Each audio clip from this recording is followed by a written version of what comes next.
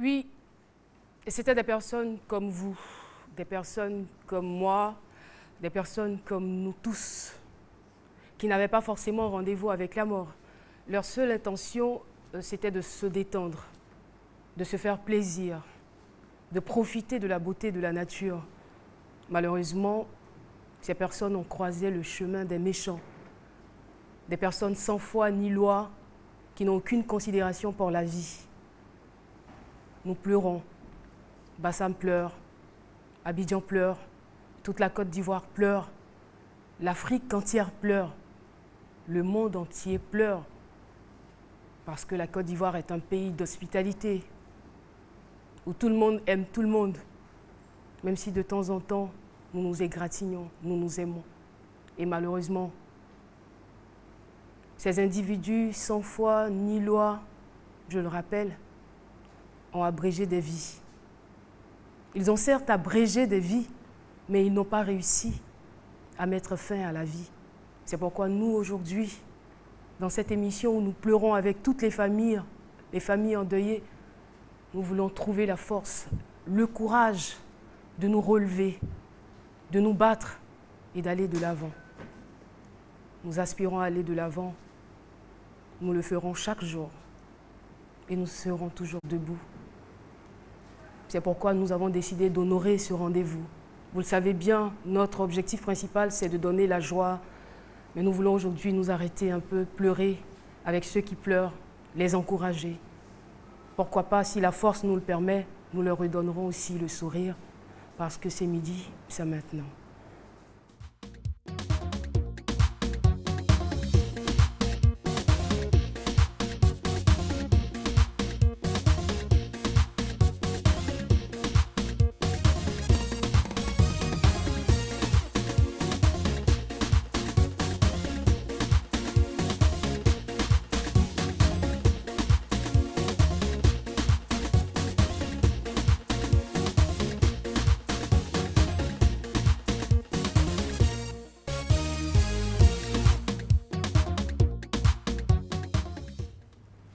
Voilà, nous sommes donc de retour sur le plateau. On ne fera pas le show aujourd'hui, on ne mettra pas l'ambiance, on essaiera quand même de faire une émission particulière. Et d'entrée de jeu, vu que le public est là, vous êtes venus malgré tout, on tient à vous remercier. Nous allons nous lever, nous allons nous tenir tous debout pour marquer ce temps. Nous allons marquer une minute de silence à la mémoire de nos frères, de nos sœurs qui sont tombés, de ces personnes qui étaient en visite en Côte d'Ivoire, de tous ces expatriés, de ces enfants qui ont été victimes de ce qui s'est passé, victimes des terroristes. Nous allons marquer une minute de silence pour dire Yako à toutes les familles endeuillées et aussi pour dire à ceux qui sont partis, franchement, on n'était pas mieux que... Je ne sais pas si je trouverai tous les mots pour toucher le cœur de ces familles endeuillées, mais c'est pour la mémoire de nos frères qui sont partis. Ensemble, en marquant cette minute de silence.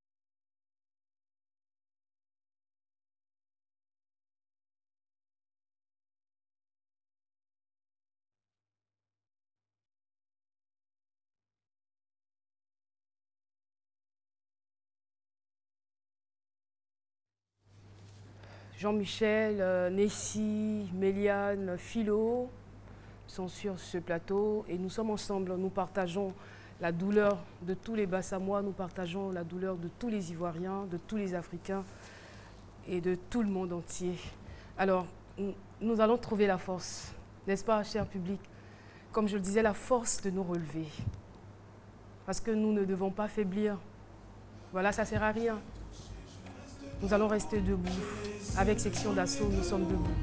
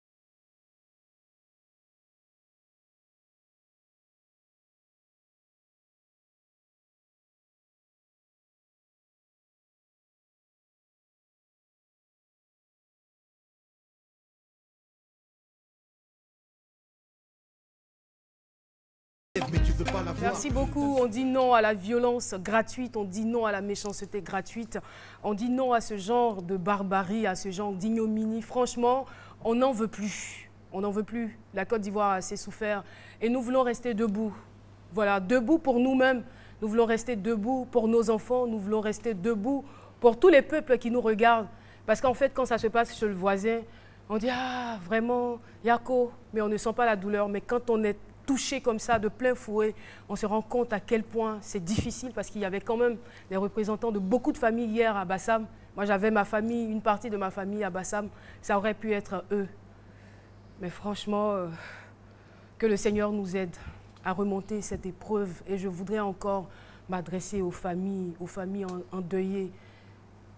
On ne trouvera pas les mots pour vous consoler. Seulement celui qui est le propriétaire de la vie pourra certainement vous donner la force et le courage de vous relever. À ceux qui sont blessés, qui sont dans la douleur, qui souffrent, c'est vrai, la douleur, la blessure fait mal, mais il faut pouvoir vous réjouir du fait que vous êtes encore en vie. Nous pensons aussi à toutes ces personnes traumatisées, ces personnes qui étaient sur la plage, qui sont traumatisées, et nous croyons qu'elles ne le resteront pas à vie, mais que la vie va continuer et reprendre de plus belle. Merci à vous, chers téléspectateurs, merci à vous, chers publics. On va se rasseoir et poursuivre cette émission. On espère trouver le moyen, arriver à un certain moment, de vous redonner le sourire. N'est-ce pas? Vous êtes d'accord avec moi? On ne va pas applaudir, on va faire ça. Ça. Comme ça. N'est-ce pas? Jean-Michel Onin, on va te donner l'occasion, avec tes yeux larmoyants, de t'adresser au public, de t'adresser aux téléspectateurs, de t'adresser aux familles éplorées. Eh bien, je voudrais apporter toute ma compassion, tout mon soutien et tout le courage du monde aux familles endeuillées par les attaques terroristes d'hier à Grand Bassam. Ce sont des attaques qui nous ont transmis de la peur et de la douleur. Et cette douleur ne doit pas nous enlever, nous ôter notre joie de vivre, notre détermination à avancer dans la vie. Parce que nous entrons dans la vie par la douleur de notre mère et nous en sortons par la douleur de nos proches. La douleur n'est donc pas un obstacle. Aucune douleur n'arrêtera la Côte d'Ivoire. Aucune douleur n'arrêtera Grand Bassam. Grand Bassam restera plein de vie. Grand Bassam restera debout. Merci beaucoup, Jean-Michel. Messi? Famille endeuillée, c'est vrai que nous ne pourrons jamais vous redonner vos proches. Mais sachez que nous sommes là avec vous. Nous souffrons. Pas comme vous, mais nous souffrons. Nous souffrons. Et c'est le moment pour nous, chers frères ivoiriens, de rester unis. Parce que quand ils sont venus, ils n'ont pas demandé la nationalité, l'ethnie de ceux qui se trouvaient sur la plage. Ils ont arrosé tous ceux qu'ils ont trouvés sur la plage. Donc c'est le moment pour nous de rester unis, soudés dans la douleur et surtout de rester debout. Merci beaucoup, Messi. Méliane? Je vais dire à toutes ces personnes, vu que c'est mon village, je suis originaire de la zone et que j'ai ma famille aussi là-bas, je voulais leur dire que je suis de tout cœur avec eux. C'est le moment et l'occasion nous est donnée encore de nous serrer les coudes, mais surtout de garder notre sourire, de garder cette joie que nous avons, cette particularité que la Côte d'Ivoire a, de toujours apporter un sourire même quand ça fait mal. Alors je voulais demander aux Ivoiriens de ne pas rester dans la tristesse, de ne pas garder, c'est vrai que ça fait mal, mais de ne pas garder cette tristesse-là, mais bien au contraire, d'arborer fièrement notre sourire, notre joie. Et à vous, peuple de Bassam, c'est notre particularité. On a l'habitude de donner la joie même quand ça fait mal. Alors je veux demander à tout le monde de garder le sourire et de garder surtout la tête haute et d'être fiers de notre pays. Merci beaucoup, Méliane. Philo? Ouais, c'est vrai. Vous parlez comme l'autre, notre symbole balnéaire a été souillé hier. Nous sommes de cœur avec toutes les familles des victimes. Et puis, dire en même temps qu'il faut rester fort. Comme l'a dit le ministre d'État hier, il ne faudrait pas... C'est des gens qui cherchent à nous faire peur, à nous effrayer, à s'aimer la terreur. À partir de ce moment-là, nous devons leur dire que ce acte ignoble-là ne doit pas passer par la Côte d'Ivoire et nous devons faire barrière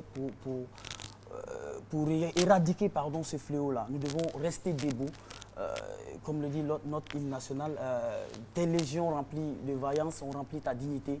Nous sommes dignes d'être Ivoiriens et ils ne passeront pas par la Côte d'Ivoire, ça c'est sûr. Merci beaucoup, Dr Philo. Tout de suite, je donne le thème du jour, mes aventures de journaliste caricaturiste. On retrouve Dr Philo. On a des troubles faits. Bonjour. Bonjour. Vous allez bien? Oui, on aurait aimé être là dans de meilleures circonstances, mais voilà. Bonjour tout le monde. Alors, normalement, on était sur le point de faire la chronique de Dr Philo. Oui. Et là, vous êtes arrivé, vous avez certainement un message. Oui, effectivement, on vient de... Déjà, il faut que les Ivoiriens sachent qui vous êtes. Oui, nous sommes un groupe d'humoristes guinéens, de la Guinée-Conakry. Nous sommes les Serial Rieurs. Je me présente So Pedro. Voici mes amis Diblo aussi là à côté de vous et Zébal Traoré. J'ai écouté un peu, nous on suit votre émission depuis la Guinée et il se trouve que c'est une émission effectivement divertissante. Aujourd'hui je la trouve assez triste pour les circonstances qui sont arrivées. Tout à fait. Mais on tient à vous dire au nom un peu des artistes guinéens que nous sommes de cœur, pas seulement de cœur avec vous, parce que Abidjan c'est en même temps un carrefour culturel pour toute l'Afrique. Et Abidjan l'a prouvé à plusieurs reprises. Il se trouve que ce qui est arrivé, nous, parmi nous trois qui sommes là, 2 d'entre nous sont nés en Côte d'Ivoire. Okay. Mes parents sont mariés en Côte d'Ivoire, pareil pour Zébal. C'est un pays, nous sommes frères. Et, donc nous sommes vraiment attristés. On aurait bien voulu passer un message d'humour et tout, mais notre particularité à nous, humoristes, c'est d'abord de passer un message. L'humour, après, c'est pour maquiller le message, c'est pour dire que bon, on n'a pas peur, quoi. Quel que soit ce qu'ils vont faire, c'est pas notre problème. Nous, on va continuer, comme vous disiez tout à l'heure, vivre 100 fois plus. Et puis, quoi dire d'autre? Il n'y a pas que les gens de Bassam qui sont de Bassam aujourd'hui. Je pense que toute l'Afrique est de Bassam. Merci infiniment. Merci à vous. Merci beaucoup. Ça va, ça peut aller. Merci. Merci à vous. Merci, Serial Rieur. Et nous sommes vraiment désolés. Hein. Certainement, un autre jour, on vous recevra. Dans une meilleure circonstance, et on en est sûr. Aujourd'hui, nous sommes bien obligés de pleurer avec ceux qui pleurent. Tout à fait. Merci. Merci d'être passé. Merci pour le soutien. Merci à vous. Nous sommes ensemble. D'accord. Et voilà, il était donc temps de retrouver Dr Philo pour notre thème du jour, mes aventures de journaliste caricaturiste. Merci. Mes aventures de journaliste caricaturiste, comme on le voit, c'est des gens qui... Moi, je dis journaliste caricaturiste, c'est quelqu'un qui est doublement professionnel, en fait. En même temps, artiste et puis journaliste. Par exemple, la situation qu'on vit en ce moment, il faut des caricaturistes pour tourner un peu à dérision l'actualité, pour permettre à tout un chacun quand même de supporter ce fardeau-là. Je dis, bon, en tant que professionnel aussi, partout aussi, parce que je sais que la caricature est venue en Côte d'Ivoire, je crois, dans les années 80 ou autres. Voilà, pour ceux qui ont vécu ces moments-là, autant des Barapapa, Ayatollah et Rio, vous voyez un peu les films de club de Pété à l'époque, on avait Zézé, il y avait d'abord Dago. Voilà, Dago qui a laissé la place à Zézé, Zézé qui était ce villageois là à Abidjan, chaque fois qui nous amusait et tout ça. Et donc, en même temps, c'est des gens qui ont l'art. Un caricaturiste, il peut même me regarder comme ça, et puis il déforme mon visage. Alors qu'il n'y a rien à déformer sur mon visage. Vous voyez? Tu es sûr? Oui, il n'y a rien. Mimi, joli garçon. Oui, caricaturiste. Il te rend joli ou bien il te rend vilain? Il me rend vilain, et moi je suis vilain. Il me rend vilain. Voilà, c'est des gens qui ont ce talent. En tout cas, c'est des gars. Et puis, un caricaturiste, quand il est trop fort dans son métier de caricaturiste et en même temps écrivain journaliste, c'est-à-dire qu'il déforme l'actualité. Tellement il déforme les gens, ça a des répercussions sur ses écrits aussi. Voilà l'aspect un peu négatif du caricaturiste. Mais c'est bien, c'est beau. Tu as les preuves de ce que tu avances? Oui, les preuves sont là. Quand l'invité sera là, partout je vais apporter ces preuves-là. Et puis ça soude le foyer. Vous voyez un peu. Ça soude le foyer? Oui, une caricature, ça soude le foyer. Vous voyez quelqu'un qui a caricaturé un jour une famille, quelque part, une situation d'infidélité, où le monsieur il surprend sa femme dans le lit conjugal avec son amant. Et puis la femme dit à son mari, chérie, je te présente mon mari de nuit. Ça, c'est dans le journal. Maintenant, une semaine après, une famille vit ce fait-là réellement. Et le monsieur dit à sa femme, non, je ne te dis rien, je ne te dis rien. Au fait, tu veux reprendre une caricature de l'autre jour là. Ah, ça l'a inspiré. Voilà, ça l'a inspiré. Il a laissé sa femme comme ça dans l'infidélité. Et en même temps, c'est bon, c'est des gens qui décrivent l'actualité, qui nous permettent de vivre certaines situations. Moi, en tout cas, c'est des gens à saluer. Les journalistes caricaturistes. D'accord, demain on les saluera. Enfin, Philo a quand même réussi. À nous arracher un sourire. Ouais, ouais. Qu'est-ce qu'un journaliste caricaturiste? Question micro-trottoir. Un journaliste caricaturiste, c'est celui qui dessine à pouvoir exprimer des actions qui se passent soit dans un journal ou dans un roman. Un journaliste caricaturiste, c'est un journaliste qui diffuse ses informations par des images, par des bandes dessinées. Un journaliste caricaturiste, c'est un journaliste qui montre une mauvaise image de soit, bon, peut-être, soit d'un personnage, d'un sujet de façon ironique. Un journaliste caricaturiste, c'est un journaliste qui, à travers une image, peut dénigrer une personne ou une association ou bien une idéologie. Voilà, nous sommes donc de retour sur le plateau. Mes aventures de journaliste caricaturiste. Eh bien, nous allons recevoir aujourd'hui un grand monsieur. C'est un ambassadeur de la culture ivoirienne à l'international. Il a beaucoup fait parler de lui ici, on va dire, de par son talent, de par ses capacités à caricaturer les différents événements. Vous le reconnaîtrez, en tout cas pour ceux qui sont de la belle époque, vous le reconnaîtrez. Il s'appelle Pépé Stanislas.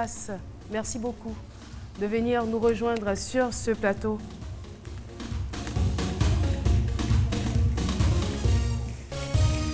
Installez-vous s'il vous plaît. Ah, il tient quand même à saluer tout le monde.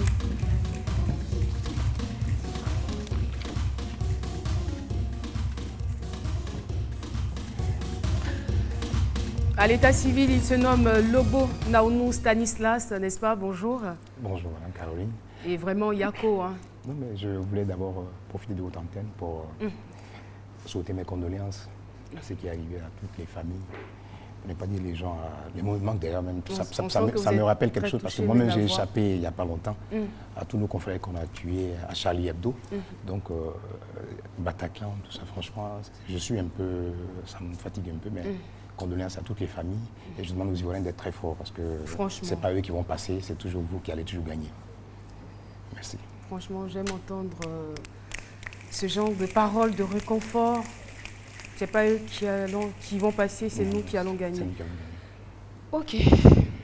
Je suis vraiment désolée de vous recevoir en de telles circonstances. Mais nous allons essayer d'être professionnels, n'est-ce pas? Ça, c'est vrai. Alors, Pépé, journaliste international aujourd'hui, Pépé qui a servi Fraternité Matin pendant plusieurs années.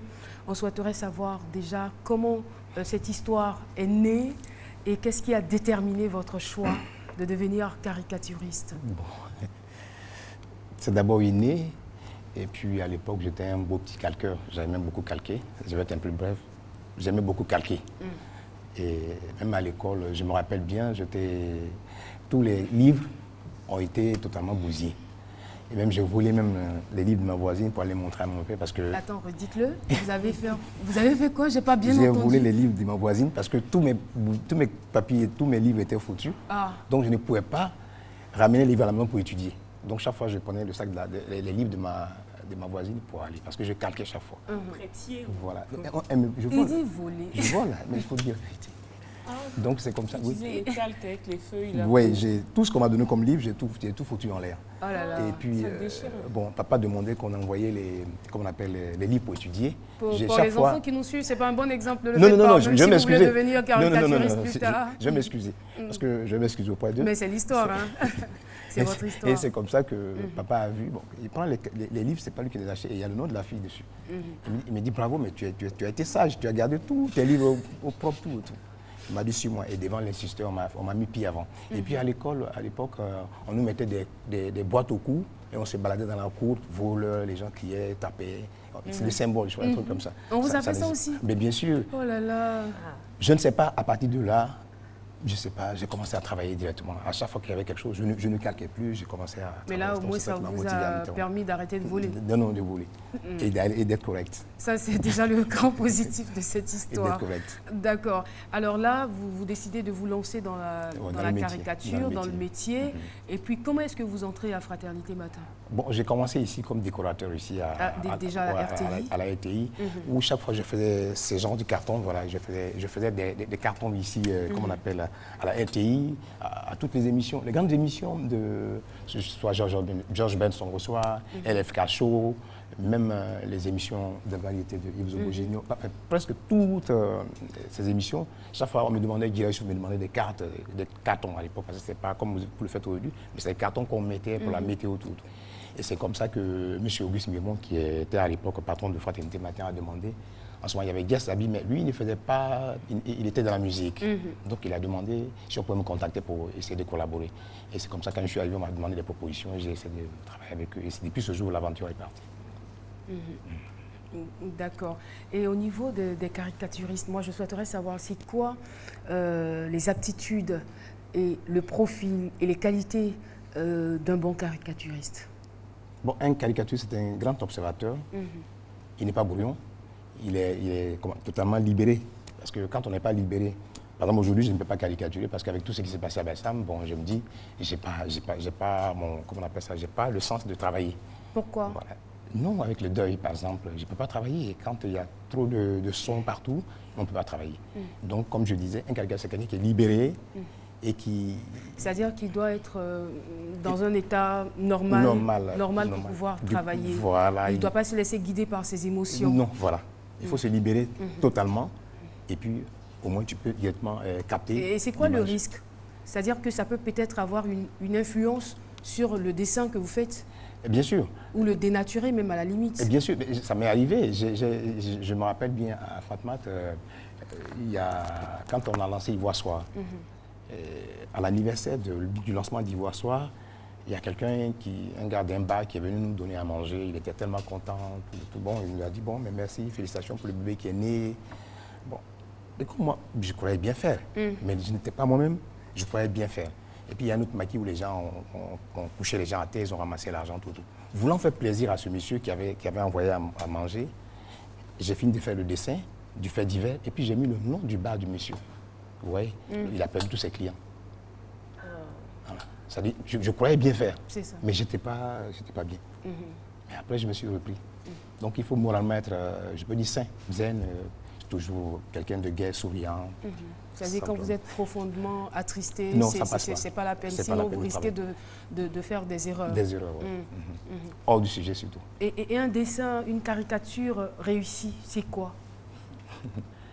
Une caricature réussie. Filori, parce que déjà, le fait que ce soit une représentation grotesque d'une image, il se dit, mais il y a quoi de réussi dans cette caricature? Ça dépend, il y a des contextes. Je vais lui expliquer quelque chose. Vous savez, l'ambassade de France, actuellement, aujourd'hui, il y a des protections quand vous allez à l'ambassade. Mais à l'époque, il y avait une seule entrée pour tout le monde. Donc moi, j'ai fait une caricature, par rapport à Paris, où quand eux, ils viennent là, ils sont assis comme ils sont assis, on leur offre du café, du thé, tout. Et puis, on prend les papiers, les hôtesses prennent les papiers. Parce que j'ai fait ça en genre BD. Maintenant, à Abidjan, près du monument aux morts, vous voyez, les gens sont sous la pluie avec les papiers. Les papiers qui sont déjà mous, on ne peut pas les signer. Vous voyez?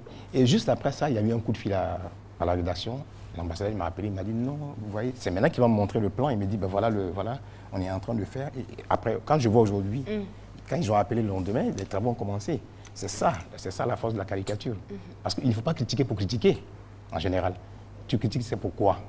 Voilà. Mais l'aspect physique, est-ce que le bon caricaturiste, c'est celui-là même qui met en exergue la laideur d'une œuvre? Est-ce qu'un bon caricaturiste ne peut pas faire quelque chose de beau un jour? Tout est exagéré. C'est pour ça qu'on appelle la caricature. C'est-à-dire que, par exemple, Philo est assis là, tu veux faire un dessin pour Philo. Bon, un dessin de Philo ou un dessin pour... Non, un dessin. Voilà, un dessin. En fait, il estime qu'il est trop beau, quoi. Voilà, bon, mais là, actuellement... dépend de celui qui regarde. Hein. Voilà, quand vous avez mis vos lunettes, par exemple, bon, moi, j'ai réduit directement la tête. Et puis, c'est les verres qui dépassent, c'est-à-dire ça devient, comme on appelle, comme des écrans. Pas les oreilles. Non, non, c'est pas forcément parce qu'on a envie de faire une certaine laideur. C'est pour attirer le regard. Par exemple, vous avez une personnalité en train de faire un discours, il ne sait pas, excusez-moi, il ne sait pas enlever les poils dans les narines, tout bon, voilà. Qu'est-ce qu'on fait? Bon, on tire beaucoup sur, c'est-à-dire ça, on tire ça plus comme on appelle des moustaches. Mais au moins, on le reconnaît. C'est ça. Et puis, les gens savent, ils disent, mais lui, il n'a qu'à nettoyer un peu dans ses narines. D'accord. Méliane? J'ai des réactions. On a Jérémy César Dave Codino qui dit juste savoir, dans vos aventures de journaliste, avez-vous eu des difficultés qui vous ont encouragé à tout laisser, qui vous ont découragé, vous ont incité à tout laisser? Bon, je voulais dire c'est un monsieur. Hein. Oui, il s'appelle Jérémy. Voilà, quand on aime quelque chose, je crois qu'il faut aller à fond. D'abord, moi, c'est mon gagne-pain. C'est ce qui me permet de vivre. J'aime ce que je fais. Je crois qu'il n'y a rien qui puisse me décourager, franchement. Il n'y a rien qui puisse me décourager. Si je quitte une rédaction, je vais ailleurs. Mais il n'y a rien. Si ça y est du dessin, mais pas autre chose. Et quand je sais que je suis dans ma logique, le dessin, franchement, c'est... Partout, il y a des accidents. Donc, je ne peux pas quitter mon travail parce qu'il y a un accident. Donc, il n'y a rien qui me choque. Plus moi-même, je critique. Donc, alors, puisque moi-même, je critique, s'il y a un problème, je sais déjà pourquoi ça m'est arrivé. Donc, pour moi, il n'y a pas de hasard. Ça n'existe pas dans ma vie. Alors, Pépé, je voudrais savoir, et ce sera utile aussi pour le commun des mortels, parce qu'on a souvent entendu dire qu'un dessin vaut mieux que 1000 mots. Il y a même des penseurs qui le disaient, même Victor Hugo. Pourtant, on voit les livres qu'il a écrits. Qu'est-ce que vous en pensez? Bon, le dessin est plus efficace? Vous savez, on ne peut pas être, comme on appelle, plus royaliste que le roi. Ce qu'on fait, c'est pour le public. Donc, c'est eux qui ont ces qualificatifs. Ils le disent. C'est à eux maintenant, la question peut peut-être revenir, parce que c'est trop demandé à moi de dire ce qui est dit est vrai. Mais comme c'est les grands penseurs, je pense qu'ils savent pourquoi ils l'ont dit. Voilà. Et vous? Je reviens, j'y tiens. Caroline, ou bien peut-être... C'est un perpétuel combat donc, entre les écrivains et nous. Donc, voilà. Mais mettez-vous ensemble, parce qu'aujourd'hui, on voit bien que les caricaturistes utilisent aussi des textes. Bien sûr, bien sûr. C'est vrai que l'avantage... Parce que comme ça saute aux yeux, quel que soit le lieu où c'est, ça saute toujours aux yeux. Ça saute aux yeux. Avant qu'on ne prenne maintenant le temps de lire. C'est ça. Voilà. Et puis aussi, il y a un gros avantage, c'est qu'on pense aux analphabètes, pour les personnes qui ne savent pas lire. Vous avez déjà tout dit. Dès que vous voyez le dessin, même, il peut même présenter le journal à quelqu'un pour dire, mais lui, il se marre déjà, il ne sait pas lire, mais il se marre, il dit à quelqu'un, et puis le gars, il a déjà reconnu quelqu'un. Donc il s'est dit, bon voilà ce qui se passe. Et puis le mec regarde, il lui explique directement ce qui a été écrit ou décidé. Et vous qui êtes aujourd'hui en Europe, on va dire, vous avez fait toutes vos écoles ici, hein. Oui, vous êtes un pur produit de la Côte d'Ivoire. Est-ce que votre culture ivoirienne, votre culture africaine n'a pas une influence sur ce que vous faites là-bas? Et sinon, quel est son impact sur vos interlocuteurs de l'Europe? Bon, moi c'est une chance, parce que je le dis, c'est une chance, parce que j'ai au moins 2 cultures. J'ai au moins la chance d'avoir 2 cultures. D'accord. Parce que quand ça ne va pas, c'est un avantage. Voilà, quand ça ne va pas, je vais en Ouchi. Parce que c'est une langue, pour ne pas dire, c'est un peu la langue de chez nous ici. Donc déjà, ça attire une certaine curiosité. C'est-à-dire la manière de penser les gens. On va à l'européenne, mais à un moment donné, moi je mets un peu d'ivoirité dedans, et puis ça apporte un plus. Donc c'est ce qui fait que je maintiens toujours le cap. Voilà, il y a certes la déontologie oui, par rapport de chaque, de chaque journal. Mais aussi, on va dire, il y a aussi vos principes. Oui, à moi. Parce que vous m'avez dit, il y a des choses franchement que je ne peux pas faire. Je ne peux pas le faire. On peut revenir là-dessus. Qu'est-ce que vous détestez ou qu'est-ce que vous ne voulez pas faire et moi, pourquoi? Dans ma vie, je ne peux pas faire un dessin sur, comment on appelle, les histoires de sexe. Ça, ce sont mes principes. J'ai un grand respect pour ça, donc je ne peux pas jouer avec ça. Mais et si votre rédaction l'exige? Je démissionne. Bien sûr. Vous êtes un homme de caractère. Non, je démissionne. Mais attends, je démissionne. Et quoi d'autre? Un autre? Et de 2, les sectes, les religions, tout ce qui concerne. Ces trucs, pour moi, c'est un mystère. Vous aviez ce principe avant Charlie Hebdo ou après? Non, c'est ici. Depuis ici, à Fratmat, j'ai eu pas mal de coups pour ce genre de choses, quoi. Donc, quand je dis coups, c'est-à-dire j'ai été un peu mis de côté par rapport à ce genre de dessins que je n'ai pas envie de faire. C'est-à-dire, je peux dessiner à la rigueur, cacher un peu la femme, bon, mais c'est-à-dire le plus bas, non, je ne peux pas. Mais quand on regarde Charlie Hebdo, est-ce qu'on peut se dire que le métier est dangereux? Ce qui s'est passé? Bon, ça dépend dans quel contexte dans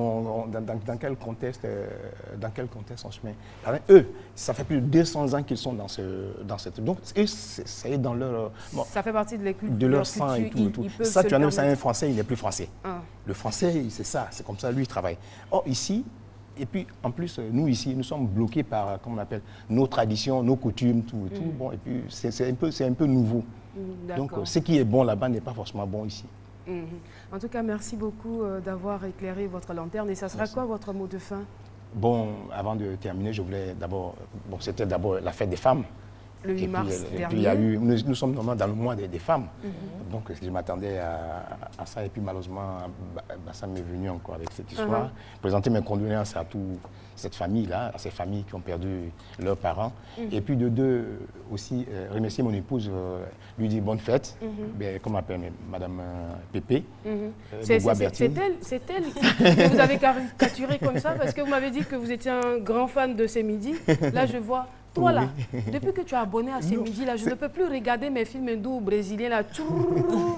Non, c'est une de vos collègues ici qui m'avait dit de faire un truc. Voilà, oui, c'est moi qui voilà. Donc, je suis rentré. C'est Méliane et son mari. D'accord, c'est fini le débat. Donc, rapidement, j'ai essayé de... Donc, je voulais rendre hommage à mon épouse, lui dire merci, et puis à ma patronne, Marie-Roger, merci bien, Marie-Roger Buloa, et puis bon. Coucou Bertine, à bientôt. Franchement, je veux dire que si on n'était pas on ne vivait pas ce qu'on vit aujourd'hui par rapport à ce qui s'est passé hier à Bassam, en tout cas, on vous aurait applaudi de façon très spectaculaire parce que vous le méritez. Parce que si aujourd'hui la satire a pris de l'ampleur, on va dire que c'est un peu grâce à vous parce que vous êtes un initiateur, vous étiez là au début, c'est vous qui avez donné cette impulsion-là à tous les jeunes Zoré, tout ça, il y a des générations qui ont été marquées par vous. En tout cas, merci beaucoup. Merci infiniment pour tout ce que vous faites pour la culture ivoirienne et d'être le digne représentant de la Côte d'Ivoire en France. Merci. Merci à vous parce que de l'autre côté aussi, on vous suit et faites du bon boulot. Franchement, bravo à toute votre équipe. C'est pourquoi on doit nous laisser tranquilles pour qu'on travaille et donner de la joie, de la bonne humeur aux Ivoiriens et à tout le monde entier. Pub, à tout de suite.